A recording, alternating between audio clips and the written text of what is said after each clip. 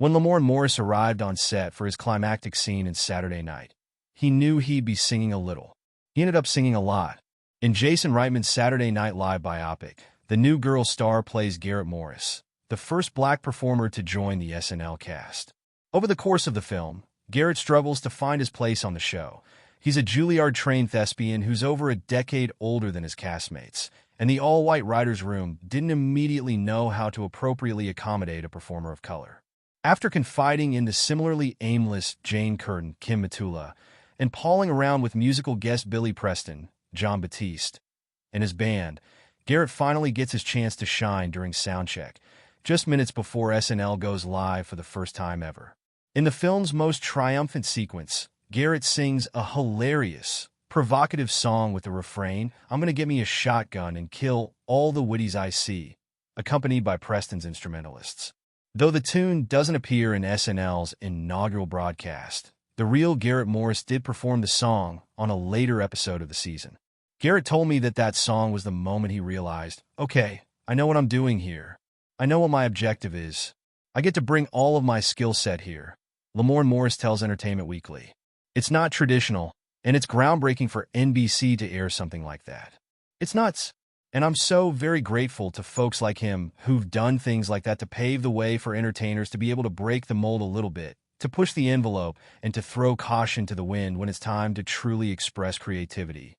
Morris, who has no relation to the comedian he plays in the movie, trained with a vocal coach to prepare for his big moment, but the extensiveness of the musical number wasn't decided until shooting began.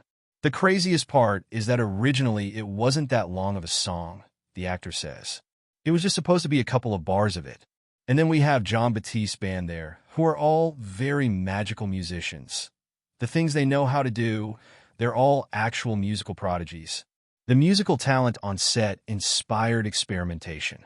So Jason said, I want to keep the song going a little longer, let's vamp. Then let's do this, and this, Morris recalls. And then the band immediately played it. And now the onus is on me to keep up. And I'm like, no, Jason, slow down. These are professionals. You got to hold on. The recent Emmy winner was able to keep pace with the band, but it was still a terrifying experience. That was a very frightening day for me because I didn't know how it was going to be received, he says. But I'm grateful that this cast was a very tight group. We all cheered each other on. And so you had everybody there just watching. Andrew Barth Feldman, who performed in Dear Evan Hansen on Broadway and played opposite Jennifer Lawrence in No Hard Feelings last year, provided a key suggestion for Morris.